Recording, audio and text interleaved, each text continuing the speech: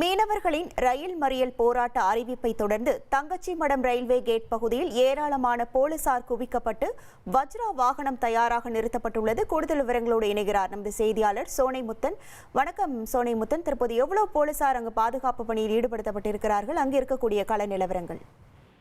வணக்கம். அதாவது இலங்கை கடற்படையால கைது செய்யப்பட்ட மீனவர்களையும் படகுகளையும் விடுவிக்க வலியுறுத்தி மத்திய மாநில அரசுகளை வலியுறுத்தும் விதமாக இன்று இன்னும் சற்று நேரத்தில் மீனவர்கள் ரயில் மறியல் போராட்டத்தை அறிவிச்சிருந்தாங்க. அதன் அடிப்படையில் அந்த பகுதியில் ஏராளமான, அதாவது 2 மாவட்டங்களை சேர்ந்த ஏராளமான போலீசார் குவிக்கப்பட்டிருக்காங்க.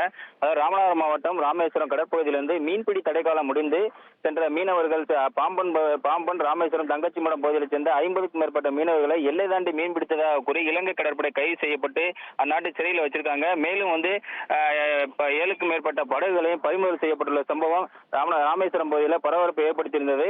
இந்த நிலையில இலங்கை கடற்படை கைது செய்யப்பட்ட மீனவர்களை விடுவிக்க வலியுறுத்தி மத்திய மாநில அரசுகள் நடவடிக்கை எடுக்க வேண்டும் என பாரம்பரிய கடல் பகுதியில் இலங்கை கடற்படையின் தொந்தரவின்றி மீன்பிடிக்க அரசுகள் நடவடிக்கை எடுக்க வேண்டும் என பல்வேறு விதமான போராட்டங்களை முன்னெடுத்து ஏற்கனவே சாலை மறியல் போராட்டத்தில் ஈடுபட்டாங்க. அதனைத் தொடர்ந்து உண்ணாவிரத போராட்டத்தில் ஈடுபட்டாங்க. இன்று தொடர்ந்து 9வது நாளாக வேலை நிறுத்த போராட்டத்திலும் ஈடுபட்டு வர்றாங்க.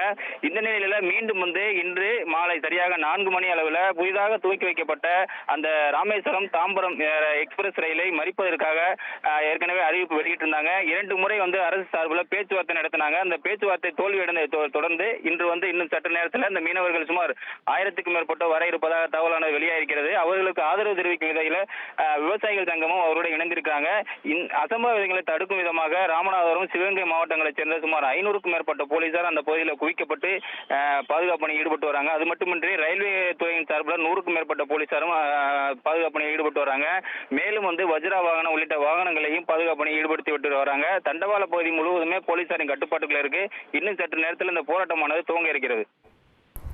உங்கள் விவரங்களுக்கு நன்றி சோனைமுத்தன்.